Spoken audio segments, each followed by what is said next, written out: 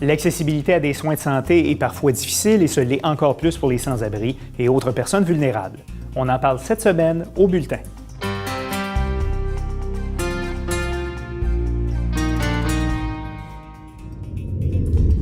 Nous découvrons les programmes offerts à Montréal par l'organisme Médecins du Monde avec la directrice de leurs opérations au Québec.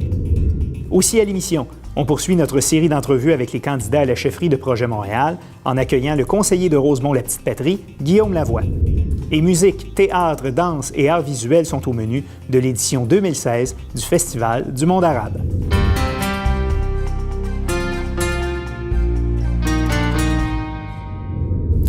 Bonjour, ici Louis-Martin McArdle et bienvenue au Bulletin. Vous connaissez probablement l'organisme humanitaire Médecins du Monde qui dépêche depuis plus de 25 ans des professionnels de la santé un peu partout sur la planète. Eh bien, depuis 2 ans, l'organisme intervient aussi à Montréal grâce à une clinique médicale mobile qui va à la rencontre des démunis et des populations marginalisées.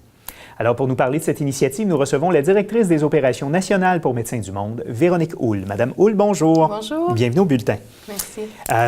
Médecins du Monde donc opère cette clinique médicale-là depuis 2 ans, mais Médecins du Monde intervient depuis 15 ans dans la métropole. Oui. Quel rôle joue Médecins du Monde à Montréal? En fait, Médecins du Monde travaille avec, comme vous l'avez dit, les populations marginalisées. Au départ, en 99, le premier projet à Montréal était des infirmières avec sac au dos qui allaient à la rencontre des personnes démunies, principalement au centre-ville et dans le quartier Hochelaga-Maisonneuve. Donc, Médecins du Monde a débuté comme ça en 99 et par la suite a développé ses interventions aussi auprès de populations qu'on entend moins parler souvent, qui sont les migrants à statut précaire. Donc, on a aussi une clinique destinée aux migrants à statut précaire. Donc, des nouveaux arrivants qui arrivent ici, qui n'ont pas encore leur résidence permanente ou leur papier, donc qui ne sont pas en mesure, ils n'ont pas leur carte d'assurance maladie pour accéder au système de santé. Tout à fait. C'est des personnes en attente de régularisation d'un statut, donc qui sont principalement en attente d'un parrainage ou d'une demande humanitaire.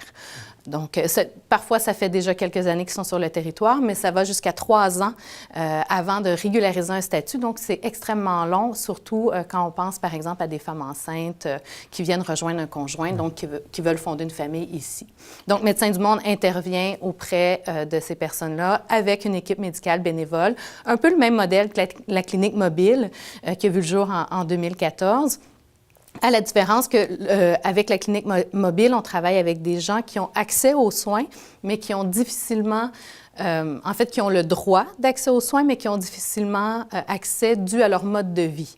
Donc, c'est pour ça qu'on pense aux itinérants. Donc, le mode de vie vient se rajouter aux difficultés qu'a la population en général à accéder, à avoir accès à un médecin de famille ou d'avoir accès à des soins spécialisés. Tout à fait. Lorsqu'on pense à des gens qui vivent dans la rue, que ce soit les Premières Nations, les Inuits ou des personnes qui sont dans la rue depuis de nombreuses années avec ou sans problème de santé mentale, c'est un petit peu plus difficile d'avoir accès au réseau. Donc, Médecins du Monde, c'est l'idée de faire le pont entre ces populations-là et le réseau de la santé et des services sociaux avec une approche de santé publique.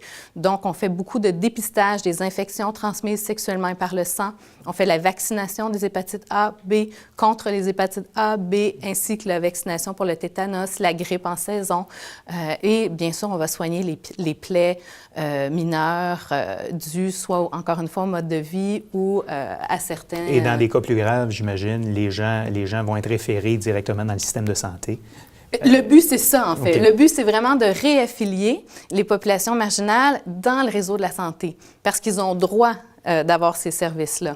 Donc, vous êtes là pour assurer la transition. Oui, absolument. Okay. Cette transition-là qui se fait plus facilement avec une personne de confiance. Donc, on réapprivoise finalement les gens à avoir une confiance à un médecin, par exemple, qui se déplace dans leur quartier, dans leur ruelle où ils habitent.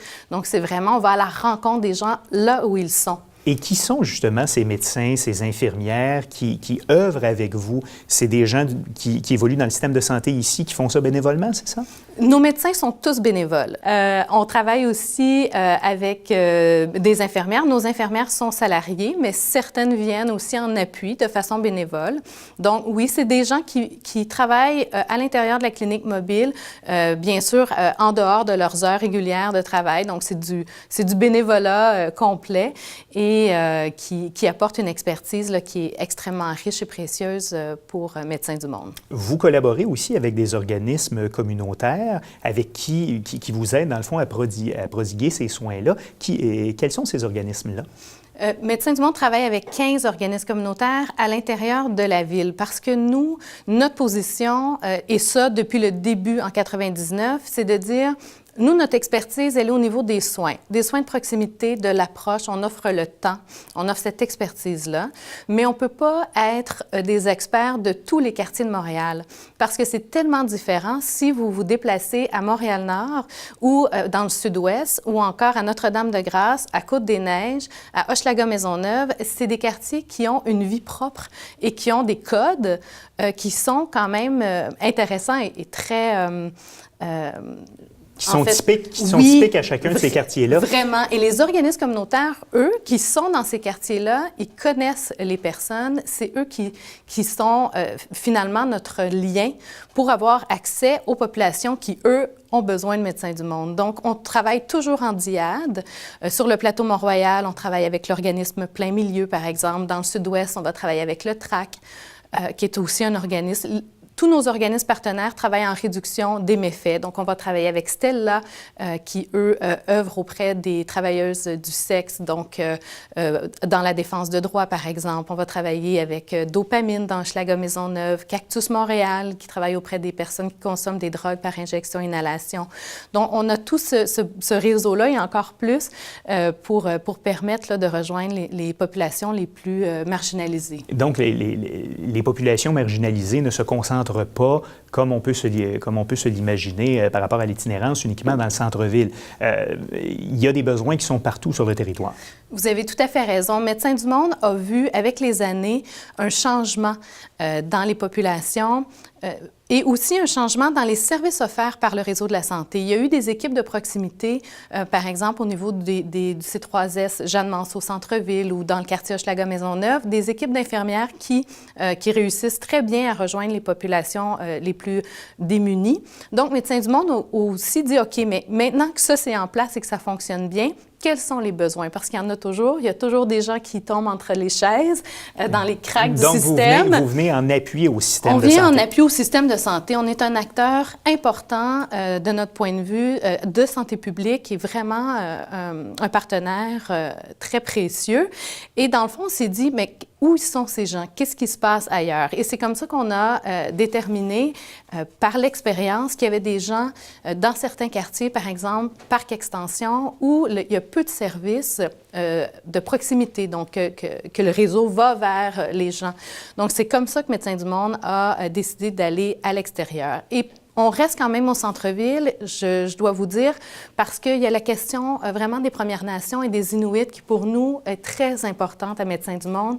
Et c'est un enjeu important d'accès aux soins pour ces populations-là. On en parlera justement dans quelques instants avec notre journaliste Florence Breton de la surreprésentation des Autochtones dans la population itinérante à Montréal. En terminant, si on désire avoir plus d'informations sur la mission, sur les services offerts par Médecins du monde, vous avez un site Internet. Quelle est l'adresse? Notre site Internet, médecinsdumonde.ca, donc médecin avec un S du monde, tout ensemble.ca. On vous invite, à venir nous visiter. Donc voilà, Madame Véronique Houle, vous êtes directrice des opérations nationales chez Médecins du monde. Merci d'avoir été là. Merci. Plus tard à l'émission, à notre segment Conseil citoyen, on vous explique comment aider la population d'Haïti suite au passage de l'ouragan Matthew. Et on décerne notre coup de chapeau à un homme qui accompagne des gens avec des déficiences intellectuelles afin qu'ils prennent leur place dans les communautés. Parmi les clientèles vulnérables desservies par Médecins du monde, il y a évidemment les personnes itinérantes. L'an dernier, un dénombrement de la population itinérante a été effectué dans la métropole. Ça a permis d'avoir un portrait plus défini de l'itinérance à Montréal. Et c'est le sujet de notre dossier Actualité de la semaine avec la journaliste Florence Breton. Bonjour Florence. Bonjour. Alors, d'un point de vue statistique, ce dénombrement-là a permis d'évaluer à combien le nombre d'itinérants qu'il y a ici à Montréal. Oui, la Ville de Montréal s'est posé la question et c'était pertinent de le faire parce que pendant longtemps, on pensait qu'il y avait 30 000 itinérants à Montréal et finalement, après ce fameux dénombrement-là d'une nuit en mars 2015, il y a 3016 exactement itinérants qui avaient été recensés cette nuit-là. Mais là, ce nombre-là a été beaucoup critiqué. Les personnes qui œuvrent dans ce milieu-là disent que ça considérait seulement l'itinérance chronique, donc pas des gens qui, par exemple, cette nuit-là, pouvaient dormir chez des amis, dans des motels, etc. Donc, selon eux, c'est quelque chose qui n'est pas représentatif. Ce serait sous-évalué. Oui, exactement. Mais cela dit, pour avoir une idée, là, un comparatif dans d'autres grandes villes du Canada, par exemple, à Vancouver, un dénombrement semblable donnait 1800 itinérants, à Calgary, 3500, Toronto, 5200. Et là, c'est bien beau les chiffres et tout ça, mais la situation, ça ne va pas en s'améliorant à Montréal. L'hiver dernier, il y a un triste record qui a été battu. Il y a 80 000 nuitées dans des hébergements d'urgence qui ont été offerts. Donc, ça démontre que c'est un fléau qui est encore présent à Montréal. Donc, un problème qui, malheureusement, va en s'aggravant.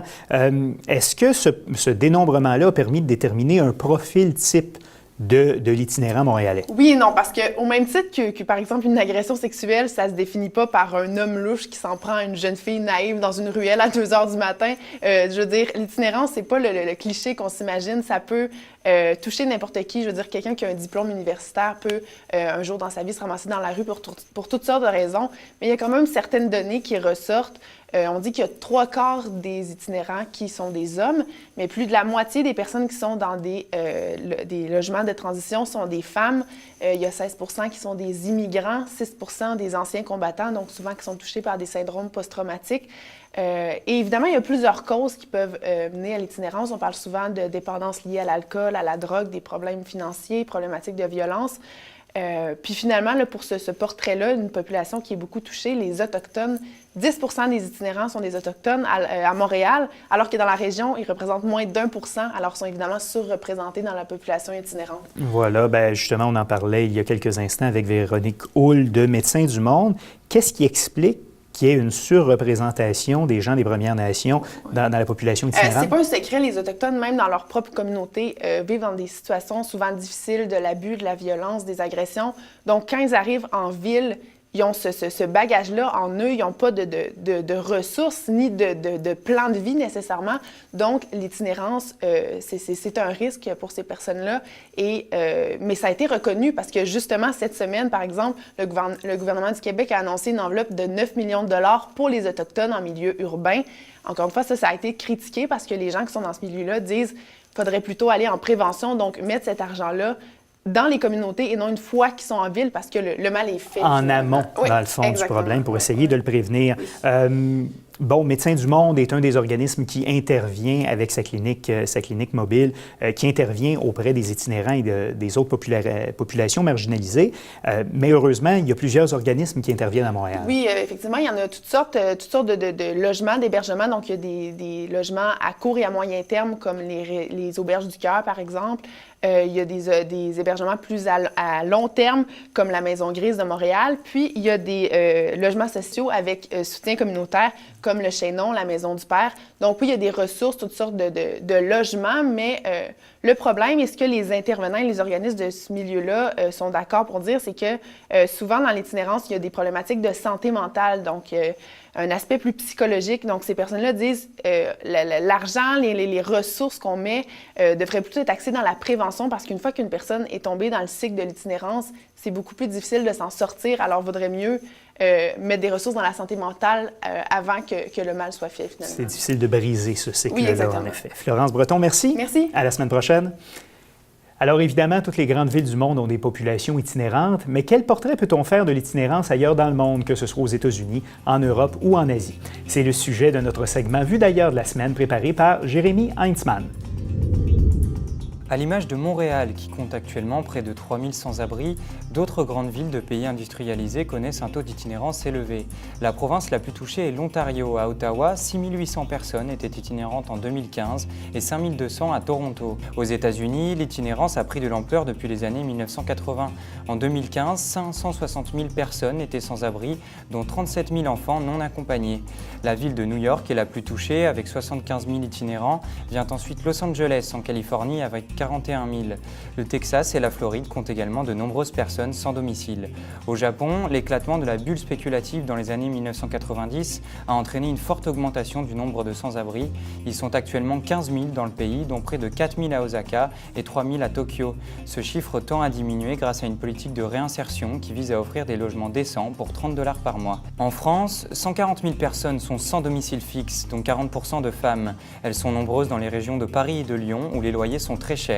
Malgré les plans d'aide en hiver, près de 500 itinérants perdent la vie dans la rue chaque année. On vous présente maintenant notre revue de presse des hebdos de quartier préparée par la journaliste Aimée Lemieux. Bonjour Aimée. Bonjour. Alors, on débute cette semaine dans la voie pop du Sud-Ouest où on nous apprend que la Fédération canadienne de judo a accordé à un club de Saint-Henri l'organisation du championnat élite canadien. Voilà, et c'est la compétition la plus prestigieuse qui est organisée au Canada.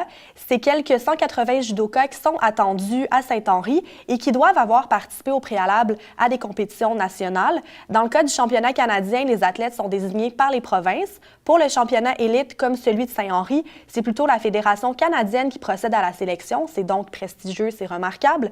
Au club Judo Monde à Saint-Henri, les membres sont fébriles et on indique que tout le club va participer à sa façon à l'événement. Donc, ce sera en janvier 2017 au centre récréatif Gadebois.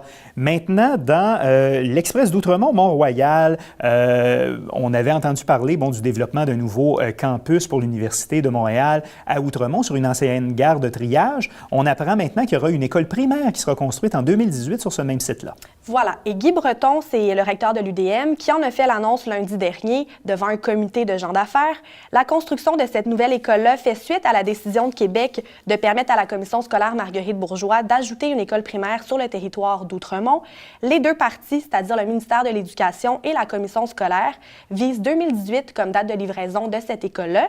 L'annonce de cette nouvelle école primaire se fait également dans toute la foulée du nouveau campus moderne de l'Université de Montréal à Outremont, comme tu l'as indiqué. Voilà, qui regroupera entre autres plusieurs facultés qui vont déménager de la montagne sur ce site-là à Outremont. Maintenant, dans le Messager de Lachine, on y titre qu'il y aura du jazz dans l'air à Lachine parce qu'il y aura un spectacle bénéfice au profit de l'hôpital de Lachine qui va mettre en vedette le grand Oliver Jones.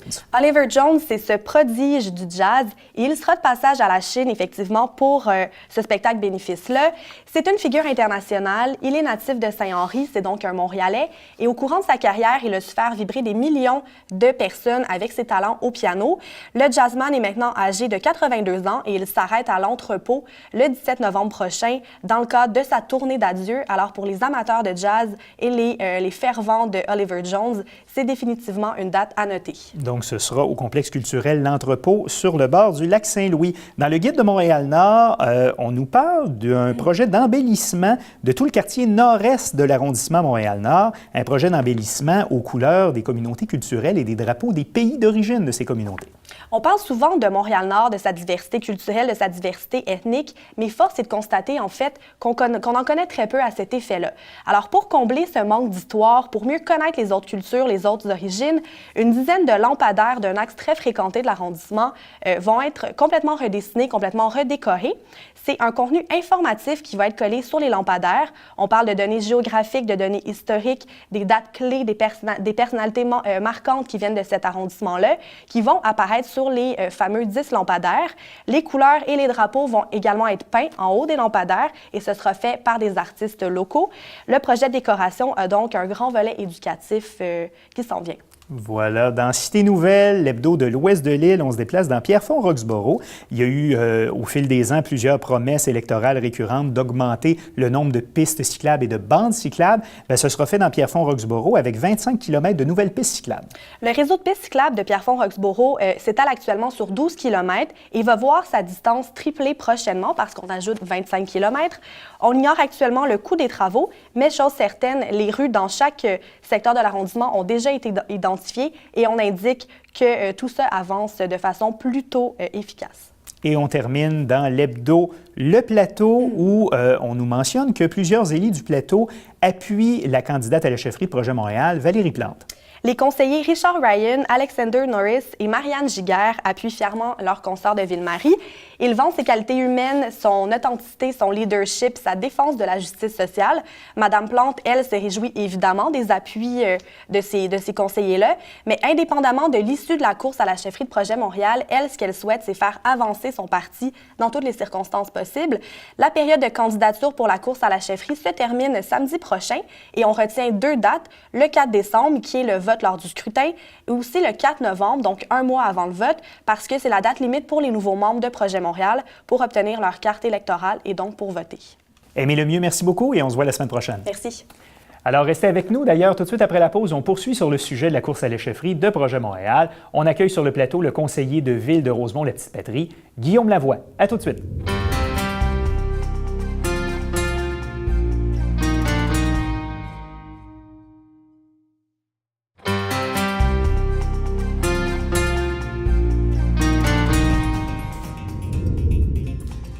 De retour au bulletin, la course à la chefferie de Projet Montréal bat son plein. 3 candidats sont en lice pour succéder à Richard Bergeron et au chef par intérim Luc Ferrandez. Et parmi les candidats qui ont officiellement déposé leur bulletin de candidature, on retrouve le conseiller du district Marie-Victorin, Guillaume Lavoie. Guillaume Lavoie est titulaire d'une maîtrise en administration publique internationale de l'École nationale d'administration publique, d'un baccalauréat en relations industrielles et de certificat en administration et en droit de l'Université Laval. Il a fait carrière en relations internationales et en politique publique. Il a entre autres été chargé de cours à l'ENAP. Il est membre de la chaire Raoul Dandurand de l'UQAM et fondateur de Mission Leadership Québec, un organisme de réseautage pour de jeunes leaders québécois à l'international, et du Collège néoclassique qui offre des formations d'une journée inspirées des formations qu'offraient à l'époque les collèges classiques. Alors nous accueillons Guillaume Lavoie sur le plateau. Monsieur Lavoie, bonjour. Bonjour. Merci d'avoir accepté notre invitation. Ça fait plaisir. Qu'est-ce qui vous a incité à déposer votre candidature pour la chefferie de Projet Montréal? Bien, une profonde passion pour Montréal, ça c'est clair. Puis à la fois, là, une certaine insatisfaction avec là où on est. Quand on regarde ce qui se passe ailleurs, qu'est-ce qui se passe à Toronto, à New York, à Vancouver, des villes près de nous, puis d'un certain calibre, à Boston, on réalise que Montréal est en retard. En retard sur quoi exactement? On n'avance pas aussi vite que les autres, par exemple. En mobilité, on n'est pas juste congestionné, on n'avance pas. En habitation, on n'est pas aussi inventif, on n'est pas aussi audacieux qu'on pourrait l'être. Si vous prenez par exemple le dossier du développement économique, on laisse énormément de potentiel dormir. Alors les autres villes avancent très vite, puis nous, mais quand on n'avance pas très vite, on recule. Alors il y a une insatisfaction de voir un si beau potentiel pas être réalisé.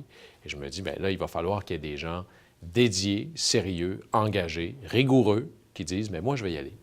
Et donc, vous dressez un bilan, disons, négatif des premières années de l'administration Coderre? Oui, c'est pas... Puis je sais qu'il y a des gens qui vont dire, bien, regardez, là, imaginez où est-ce qu'on était. On a eu un maire qui a été arrêté, il y a eu des scandales de corruption. Donc, Michael Applebaum, on a eu Gérald Tremblay auparavant. Puis à la limite, c'est vrai qu'on n'est pas là. Mais si le standard d'évaluation, c'est on n'est pas aussi pire qu'on pourrait être, c'est pas très glorieux, ça, pour une administration, là. Ça devrait être comment ça se fait que les autres sont capables d'avancer. Puis nous, on improvise nos règlements, on fait rire de nous devant les tribunaux, on est en train de... Là, vous faites référence, entre autres, au règlement sur les pitbulls. Bien, pas juste celui-là, celui sur les pitbulls, celui sur les calèches, celui sur l'ouverture des bars à 6 heures, celui sur P6. À chaque fois, par un entêtement, une improvisation, puis on voit que tout ça est fait dans le bureau du maire, là, avec juste des conseillers politiques. L'administration publique est sortie de là. C'est pas exactement comme ça qu'on gère la 2e plus grande ville au Canada. Regardez sur la mobilité, par exemple. Qui est un des thèmes importants, je crois, de votre campagne. Oui, absolument. Pas juste une mobilité physique, mais on va parler de mobilité sociale, de mobilité économique, mais sur la mobilité physique, là, se déplacer dans la ville. Vous savez, nous sommes la seule ville au monde. Peut-être qu'il y en a d'autres, mais je ne les connais pas. Puis pourtant, là, j'ai fait ma carrière dans l'international. On est la seule ville au monde qui est hostile aux innovations de mobilité, comme le véhicule en libre-service, là, comme une auto Car2Go. C'est quand même Qui assez sont permis exceptionnel. dans certains arrondissements, mais qui ne sont pas permis dans l'arrondissement Ils sont Ville-Marie. C'est plus que ça. C'est pas juste interdit dans le très grand centre-ville et dans d'autres arrondissements. M. Coderre vient de décider que les permis pour que ces voitures-là puissent exister, on allait augmenter le prix de ces permis-là de 32 % Alors, imaginez que vous avez quelque chose qui est bon pour la mobilité, qui est apprécié par les Montréalais, et c'est comme une espèce de Ferrari, là, puis vous êtes, ça, on va le limiter à 60 km/h. Alors, ça ne fonctionne pas. C'est véritablement là, une vue hostile des innovations de mobilité, et on est à contre-courant. Alors, moi, je veux enlever tous les verrous pour permettre l'ensemble de ces innovations-là, puis le message, il devrait être bon pour tous les Montréalais, peu importe où ils sont sur l'île. Peu importe où vous êtes, puis peu importe où vous voulez aller, c'est la responsabilité de l'administration de la Ville de Montréal de vous offrir une option, à tout le moins, qui est plus vite, plus simple, moins cher. Alors ça, c'est véritablement le genre de mobilité moderne que l'on veut créer. Là. Et ça me permet de faire le lien avec peut-être un des défis de Projet Montréal, qui est de sortir un peu des arrondissements traditionnels où on retrouve le gros de vos appuis depuis plusieurs années, les anciennes villes de banlieue. De quelle façon vous pensez être en mesure de convaincre les gens de ces anciennes villes de banlieue de donner leur appui à Projet Montréal? Parce que sans ça, vous ne serez pas en mesure d'accéder à la mairie. Là. Absolument. Puis il est très clair que la vision que moi j'ai pour ma campagne, puis pour Projet Montréal, puis le genre de campagne qu'on va préparer pour novembre 2017, je ne veux pas gouverner un morceau de la ville. Je veux gouverner l'ensemble de la ville. Parce que vous soyez à Pointe-aux-Trembles, à Huntsic ou à Pierrefonds, il doit y avoir quelqu'un qui est capable de représenter l'ensemble de ces diversités-là. Qu'est-ce qui fait, selon vous, que Projet Montréal n'a pas encore réussi à percer dans ces anciennes villes de banlieue? Mais à date, il faut prendre compte que Projet Montréal, d'une élection à l'autre, fait des gains. Puis des gains importants, hein, de 1 élu en 2005 à 9 élus en 2009 à 25 élus en 2013. Alors, il n'y a pas beaucoup de partis qui ont un chiffre de progression comme ça. Et on n'est plus seulement sur le plateau. Là. Regardez, moi, je suis élu dans Marie-Victorin. C'est l'est complet de Rosemont. Là. Et ça ressemble, en termes de patrimoine bâti, beaucoup plus à Huntsic ou à la limite à certains coins de Rivière-des-Prairies qu'autour du métro Mont-Royal. On a des élus de Huntsic jusqu'à Ville-Marie, de Côte-des-Neiges-NDG jusqu'à vraiment loin dans l'est, dans Mercier-Hochelaga-Maisonneuve. Alors déjà, des nouvelles sensibilités commencent à émerger. Puis ça, c'est notre travail, puis c'est moi ce que je veux incarner. On va avoir une sensibilité renouvelée pour des gens qui ne se déplacent pas nécessairement en métro, ne sont pas toujours en train de se dire comment je vais faire pour faire du vélo aujourd'hui. On va avoir une politique d'ouverture, un discours pragmatique, moderne, ouvert, puis toujours, là, je dis toujours ça, une alternative qui va être à M. Coderre, crédible, rigoureuse, puis rassurante. Il n'y aura pas de solution mur à mur. Quel genre d'opposition, parce qu'avant de se rendre évidemment à l'élection, si vous êtes élu chef de Projet Montréal en décembre, vous allez siéger à l'Hôtel de Ville comme chef de l'opposition pendant quelques mois. Exactement. Quelle opposition voulez-vous offrir au maire Coderre? Mais d'abord, Quelque chose qui est plus vigoureux, un peu ce qu'on a vu avec Luc Ferrandez, quelque chose de plus consensuel d'abord, comme vous avez Richard raison de le Bergeron? dire, là, le plan, là, puis le plan, c'est de devenir, moi je me présente pour devenir chef de l'opposition officielle en décembre de cette année, dans le but de devenir maire en novembre 2017. Voilà le plan. Puis être l'opposition officielle, que vous soyez à Québec ou à Ottawa, c'est un peu un double rôle qui est difficile à balancer. D'abord, vous avez un rôle de fiduciaire auprès des Montréalais. Hein. Il faut que nous, au nom des Montréalais, on soit une opposition loyale à la Ville de Montréal. Et c'est notre travail de tenir l'administration Coderre sur ses talons en disant, ici, là, ce contrat-là, ça ne fonctionne pas. Ici, je m'excuse, mais vous ne pouvez pas donner un contrat sans appel d'offres à des gens qui sollicitent pour votre parti, ce qui arrive souvent d'ailleurs. Ou encore de dire, puis ça, je l'ai fait moi, c'était ma première bataille. Vous savez, le budget de la Ville de Montréal était présenté comme un budget d'un dépanneur. C'est un budget de 5 milliards. Alors, on a changé. C'est-à-dire, il manquait de détails. Il manquait d'informations. Vous savez, il y avait 2 colonnes. Le budget de l'an dernier, le budget de l'année prochaine. Mais un budget, c'est juste des intentions. C'est comme vos résolutions du premier de l'an. Là. Ce qu'il faut savoir, c'est à la fin de l'année, ça a donné quoi? On va être très exigeants sur les contrats. Alors, les Montréalais vont découvrir une opposition avec des gens talentueux, mais avec une nouvelle, véritablement, direction, énormément de rigueur. Et toujours, au sommet, là, quand il y aura un doute puis une décision à prendre, l'intérêt général. beaucoup des décisions que prend M. Coderre dans la mobilité, là, c'est un classique. On voit le calcul politique derrière. Là. On voit que c'est l'agglutination de quelques petits groupes qui contribuent à sa campagne ou qui sont proches de lui. Ça, là, on va faire table rase de tout ça. Vous souhaitez gouverner pour l'ensemble des Montréalais? Pas juste gouverner pour l'ensemble des Montréalais, gouverner dans l'intérêt général des Montréalais et de la ville, pas seulement aujourd'hui, mais sur les années qui viennent. Parce que ça, c'est une chose qu'on oublie souvent. On le voit avec les travaux, par exemple. On fait souvent l'identique. Ça n'a pas de bon sens. Il faut, quand on construit quelque chose en ville, qu'on se dise, il faut que ça dure 15, 20, 25 ans, puis il faut que ça réponde aux besoins de la ville dans 15, 20, 25 ans. Alors, ça nous prend des gens capables de s'investir dans la conception de la ville qu'on veut pour plus tard aussi. Il nous reste 1 minute. Je veux vous entendre sur encore quelques petits points. Concernant une éventuelle fusion entre Projet Montréal et Vrai Changement pour Montréal, l'ancien parti de Mélanie Joly, certains médias ont rapporté qu'il y avait des discussions de ce côté-là. Selon vous, c'est essentiel que de faire une union des partis d'opposition pour être capable de battre le maire Coderre en 2017? C'est sûr que pour gagner en 2017, ça va prendre une coalition plus vaste que celle de Projet Montréal aujourd'hui, parce que présentement, on n'a pas assez de conseillers au Conseil, puis on n'a pas eu assez de votes à la dernière élection.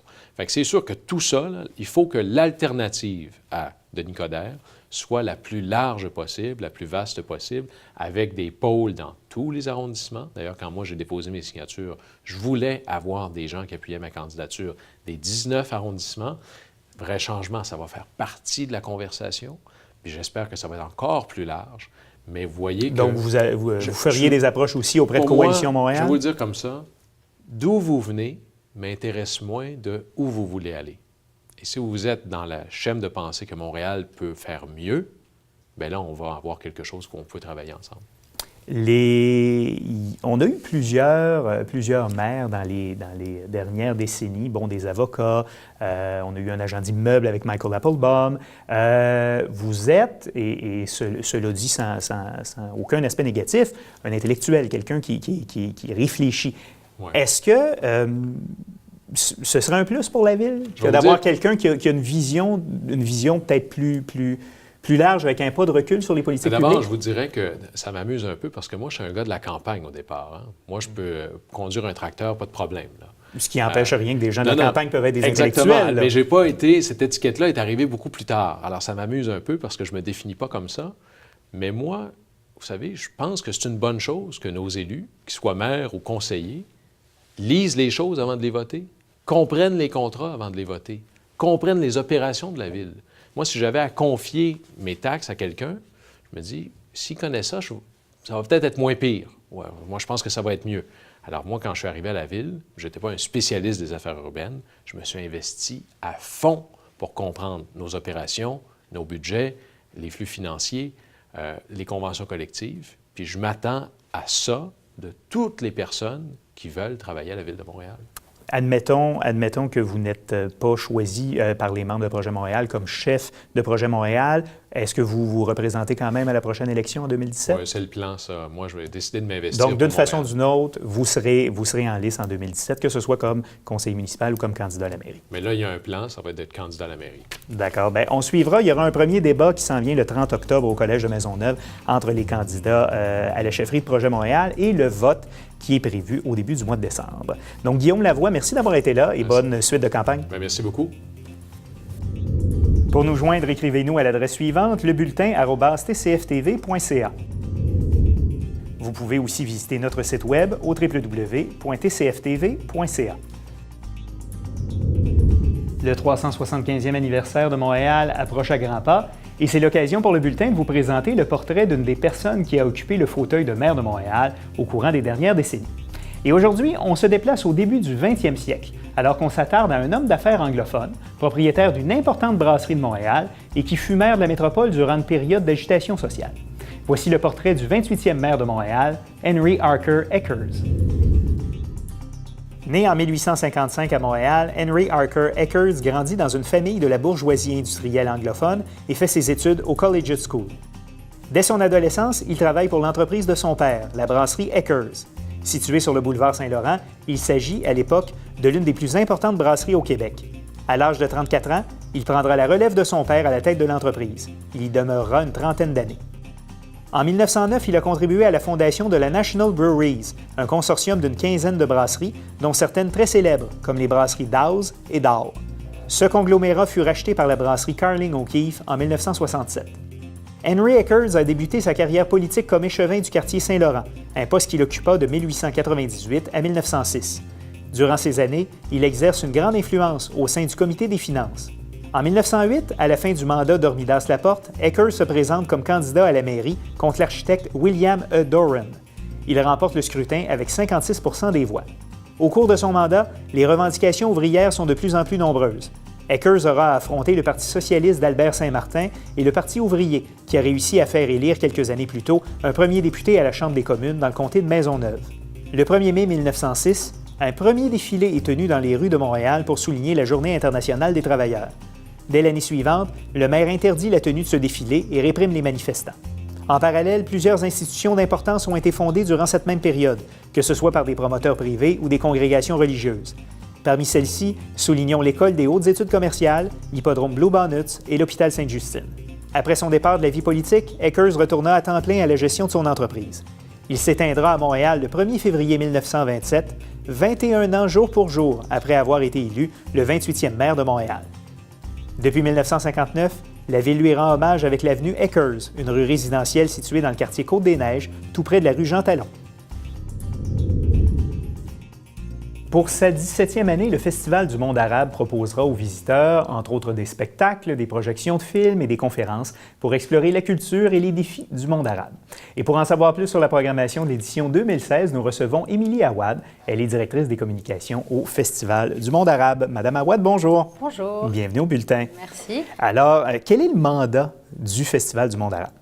Alors, le Festival du monde arabe, c'est un festival qui a pour mission de promouvoir les échanges entre les cultures arabes et occidentales. Donc, c'est vraiment une plateforme pour le dialogue, pour l'échange, pour la rencontre d'artistes et aussi d'artistes d'ici et d'ailleurs, mais aussi du public avec des artistes qui viennent d'Orient, qui viennent du monde arabe, etc. Donc, c'est vraiment un festival. Il y a beaucoup de personnes qui pensent que c'est un festival destiné à la communauté arabe, alors que c'est vraiment un festival qui est là pour tout le monde, surtout pour les Québécois, pour qu'ils découvrent une culture qui est méconnue, qu'ils aimeraient découvrir aussi la culture, la musique, l'art du monde arabe. Et justement, si on le définit géographiquement, le monde arabe, ça représente quoi exactement? Alors, ça représente le nord de l'Afrique, ça représente une partie du Moyen-Orient, ça représente les pays du Golfe, ça représente... ça c'est le monde arabe, disons, géographiquement parlant, mais... Ou linguistique aussi. Voilà, exactement. Mais nous, dans notre programmation et dans notre festival, on ouvre vraiment notre frontière à tout ce qu'il y a, en fait, au monde arabe, c'est-à-dire à tous les pays ou toutes les cultures qui ont été influencées par le monde arabe. Donc, on va en Turquie, on va en Inde, on va... En Iran, j'imagine. En Iran, etc. Et puis, même aussi dans d'autres pays d'Afrique. Donc, c'est pas vraiment une culture arabe qui est figée, qui est cloisonnée, mais qui est très ouverte aux autres parce qu'il y a beaucoup de similitudes entre la musique aussi d'Europe, la musique grecque, la musique turque, la musique aussi des Balkans. Il y a beaucoup de similitudes avec la musique arabe. Il y a eu des métissages, des mélanges. C'est ça, beaucoup de modes, il y a beaucoup de civilisations, même la musique andalouse, donc de l'Espagne. Donc il y a beaucoup de mélanges qui ont été faits à travers les siècles par le passage de populations et de civilisations. Et ce qui fait que c'est vraiment un monde arabe élargi où sont ses influences en fait. Côté des spectacles sur scène, il y a plusieurs spectacles qui seront présentés durant le festival. Est-ce que vous avez des coups de cœur, des choses, des incontournables qu'il faut absolument voir? Alors, si vous me posez la question, je dirais tout, mais il faudrait quand même choisir quelques spectacles. Il y a sûrement le spectacle d'ouverture, Divine Palmyre, qui est vraiment un spectacle qui résume un petit peu la thématique de l'édition. Donc, Divine Palmyre, pour rendre hommage à cette ville mythique de Syrie, qui est maintenant, qui a été menacée de destruction, etc. Voilà, donc, par le groupe armé État islamique. Oui. Donc, c'est en fait une ville mythique qui est symbole un petit peu de cette culture qui est menacée de disparition. apparition. Et donc, dans cette soirée-là, d'abord, il y aura une chanteuse qui s'appelle Abir Nami, c'est une chanteuse libanaise qui a une voix vraiment exceptionnelle et qui embrasse toute la diversité. En fait, c'est une soirée qui est dédiée à la diversité des pays du Levant.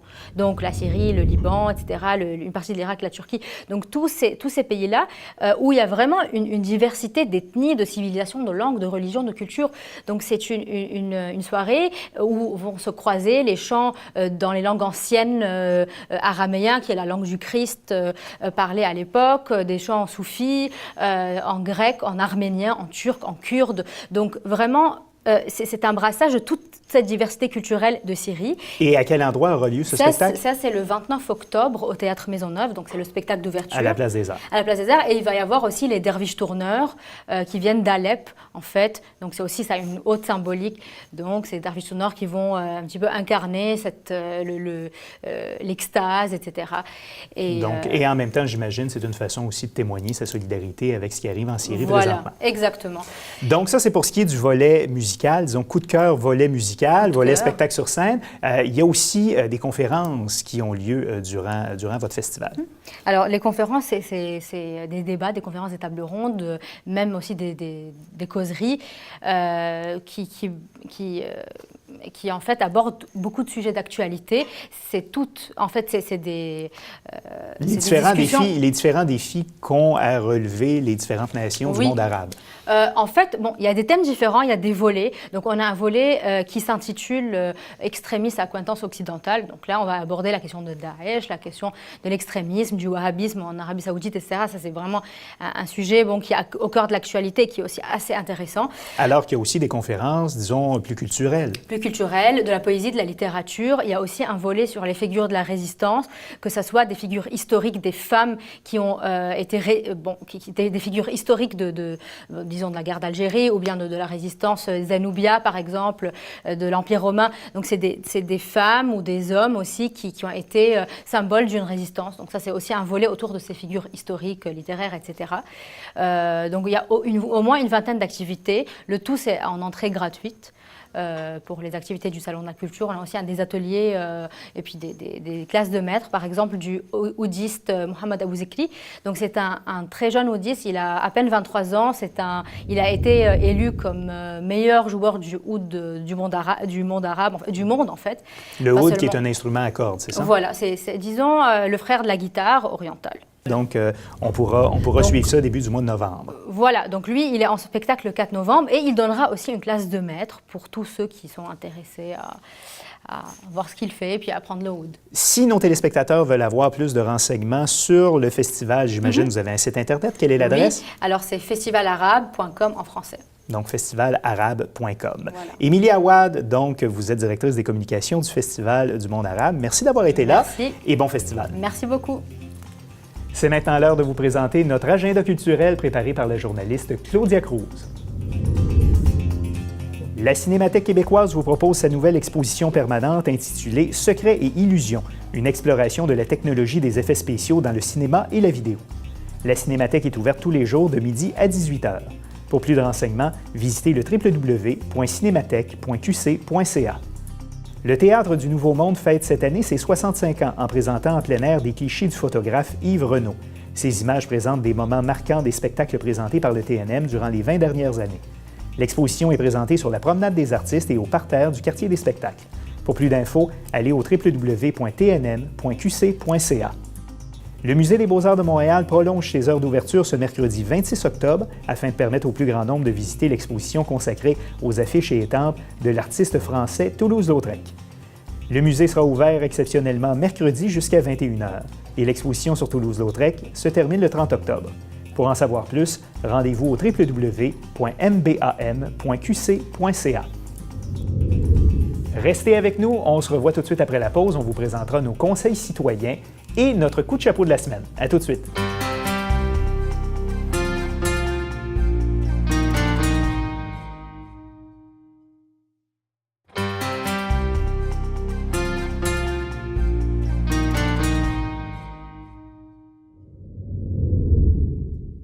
De retour au bulletin, vous avez certainement vu les images de dévastation en provenance d'Haïti suite au passage de l'ouragan Matthew au début du mois d'octobre.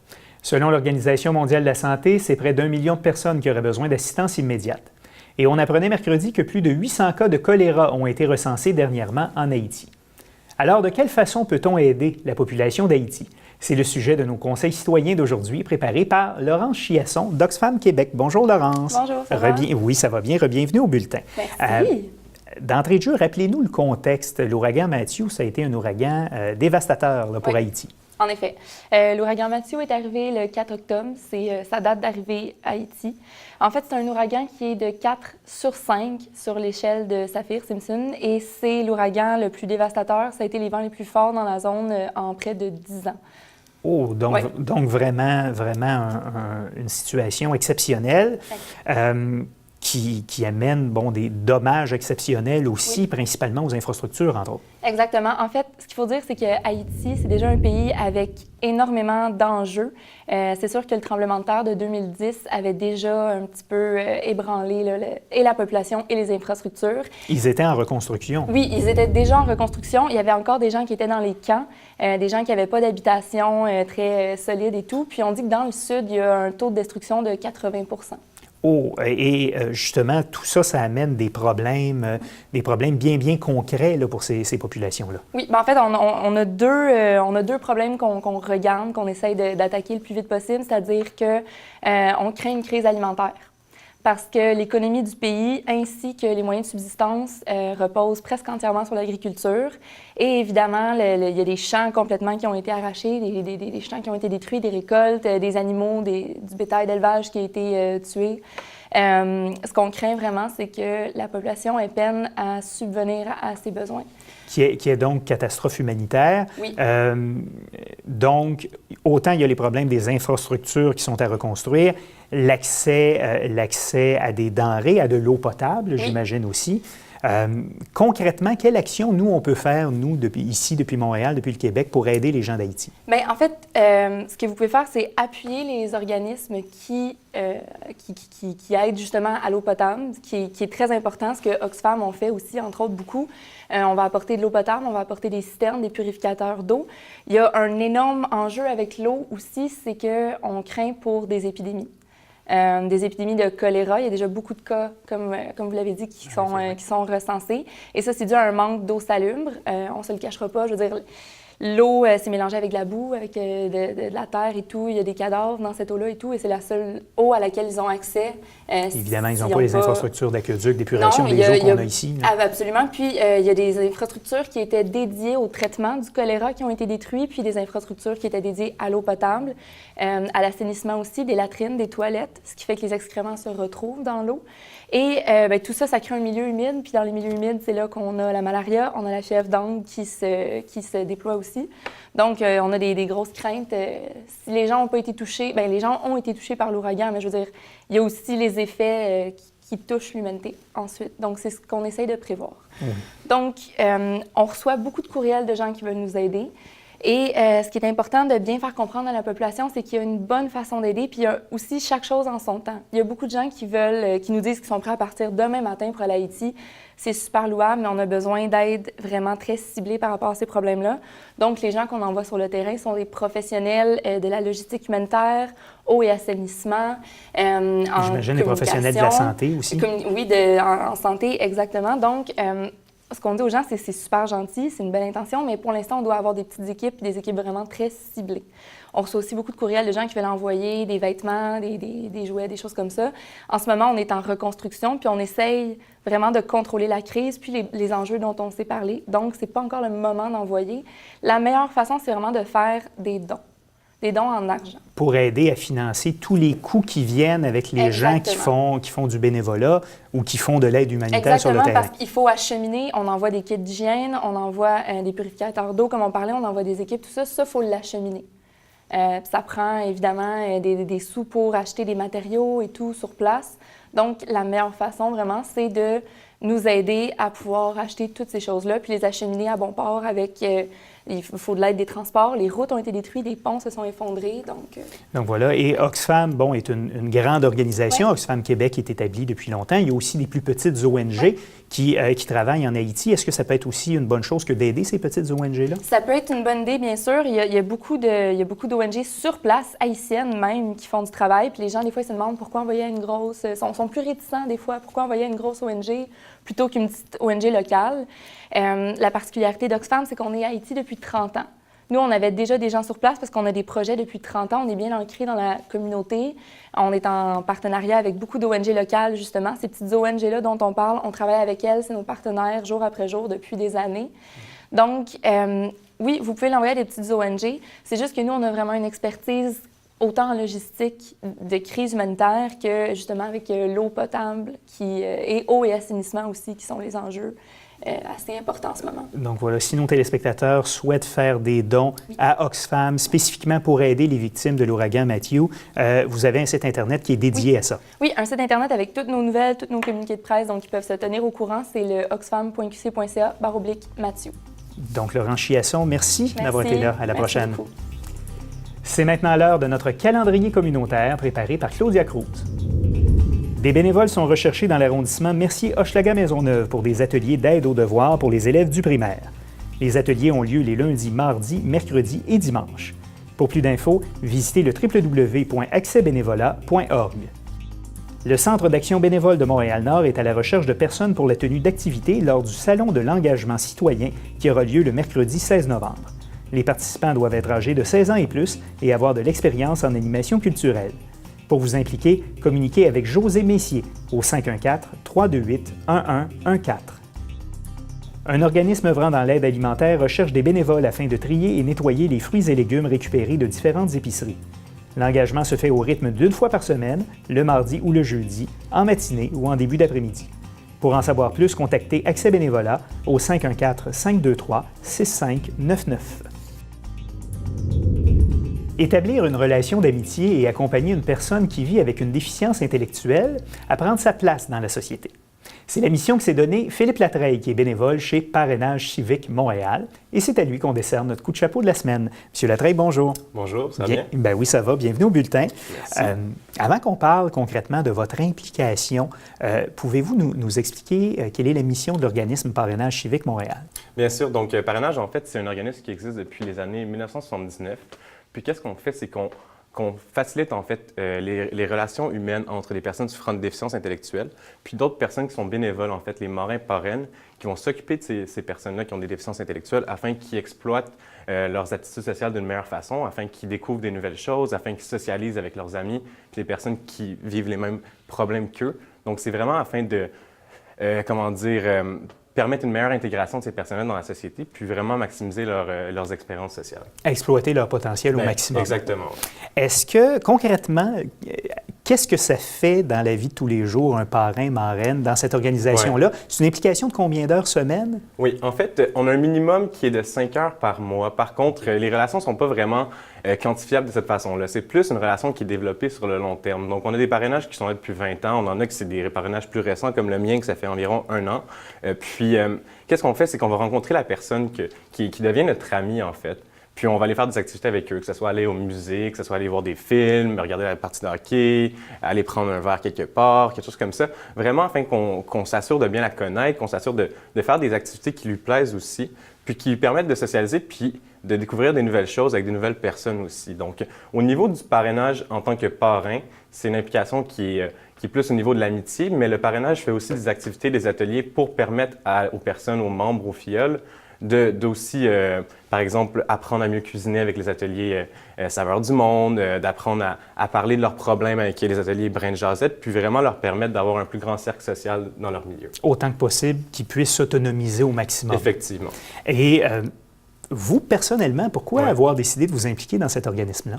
Oui, en fait, ça faisait quelques opportunités de bénévolat que je faisais, mais c'était plus du bénévolat que j'appellerais occasionnel. Donc, j'allais dans un événement, j'étais à la porte.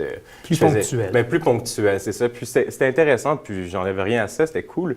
Mais en même temps, je voulais développer quelque chose qui était un peu plus à long terme, puis qui avait un effet un peu plus personnel sur quelqu'un. Donc, pour moi, le parrainage m'attirait à ce niveau-là. Puis je suis tombé par hasard sur le parrainage au début. Puis Chantal Lamarre, qui est notre porte-parole, j'avais vu une image d'elle. Animatrice télé bien connue. Ben, exactement. J'avais vu une image d'elle pour une publicité du parrainage. Donc, j'avais décidé d'envoyer mon courriel, puis je me disais, bon, j'envoie ça un peu dans les airs, je vais voir s'ils ont vraiment besoin de personnes. Je m'étais fait contacter après. Processus d'interview, etc., etc. On fait le screening au niveau judiciaire. Des pour s'assurer qu'il y a antécédents pas pour s'assurer d'antécédents. que, OK. Ça passe bien. Puis là, après ça, on m'a présenté SADOC. SADOC, ça l'a cliqué aussi. On avait des intérêts qui étaient similaires.